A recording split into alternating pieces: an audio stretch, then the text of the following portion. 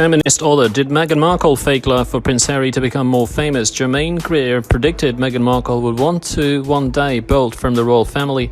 In a new interview, the feminist author ponders their uncertain future.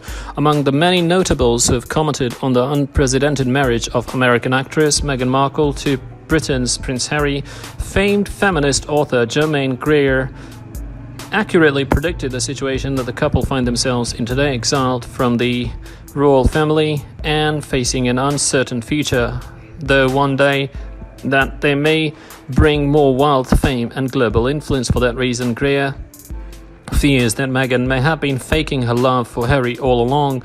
All I think she'd be better in love, the often controversial Greer said in an interview with 60 Minutes Australia about Meghan Markle, who also called herself a feminist.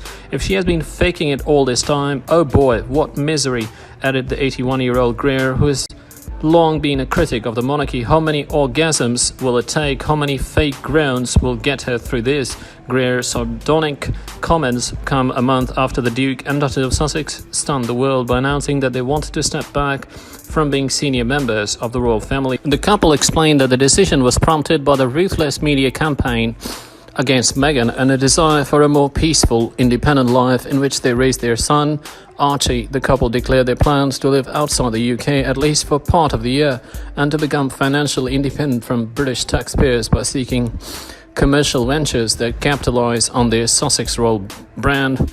Last week, the couple gave an early indication of how they might earn a living. They received a reported $500,000 to $1 million for Harry to speak at an investment summit for the rich and powerful hosted by JP Morgan in Palm Beach, Florida.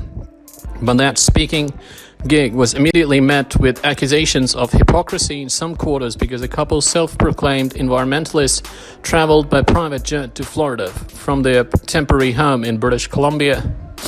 These critics also pointed out that the couple accepted a big check from the worst banker when it comes to financial fossil fuel companies, according to a 2019 report released by Rainforest Action Network, the Sierra Club and other organizations. Since the adoption of the Paris Climate Accord in 2015, JP Morgan Chase has invested $196 billion in the fossil fuel industry, the report said. Nearly 2 years ago, in another interview with 60 Minutes Australia, Greer predicted that Meghan's tenure in the royal family would not be lasting long. Indeed, her tenure only lasted 599 days. The new show points out, a month before the wedding, Greer told 60 Minutes Australia that Meghan would probably bolt once she got a sense of what it is really like to be in the royal family. She will seize vistas of boardroom that are unbelievable, said Greer. At the time, Greer spoke somewhat sympathetically about Meghan, a woman from a middle-class Los Angeles background who navigated Hollywood to win a starring role on the popular TV serial Suits. The biracial Meghan, who has also been married once before. For a bit of context, Greer spoke, the female eunuch was a key text of second-wave feminism in the 1970s, criticizing the way the traditional nuclear family at the time repressed women spiritually and sexually, rendering them eunuchs.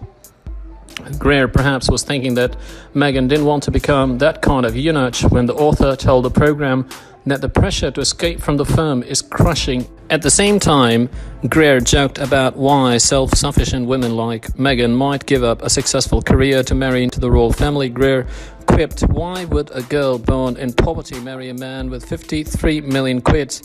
I can't think of a single reason." But Greer also accepted that Meghan probably was in love with Harry. He's glamorous. Despite having red hair, Greer said. Nearly 2 years later, Greer didn't sound so sure about that love, though she agreed that some of the criticism of Meghan was racist and sexist. It was said that Meghan would modernize the royal family and they would enter the real world and they would not be the stuffy old English institution that they were, Greer said. It's turned out to be wrong. Indeed, the firm can't deal with women. The English have never really liked women.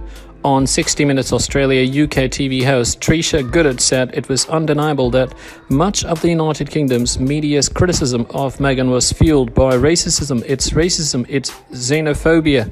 Greer also suggested that Meghan and Harry brought some of the criticism on themselves. Indeed, she said that the guest list for their wedding, estimated to cost $41 million, showed that the future Duchess was seeking a bigger life than what the royal family could hope to offer.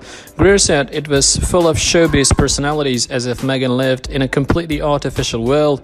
Greer questioned whether A-list guests like Oprah Winfrey or George and Emil Clooney knew Meghan and Harry all that well, though they have reportedly forged personal and professional bonds since. You had the distinct feeling that they didn't know who the bride and groom were, Greer said. It was showbiz, Greer said. The whole point about showbiz is not real and it won't sustain you. Greer said the couple may have exaggerated their own importance in the world and risk sliding into obscurity being out on their own. She also questioned how much time they will spend in the UK in the future, though Queen Elizabeth has asked them to fulfill a final round of royal duties in March, including the Commonwealth Day service, which takes place March the 9th at Westminster Abbey, the Sunday Times reported. But Greer said, "I think they've really burnt their bridges. Right now, I don't think they will be welcome back here."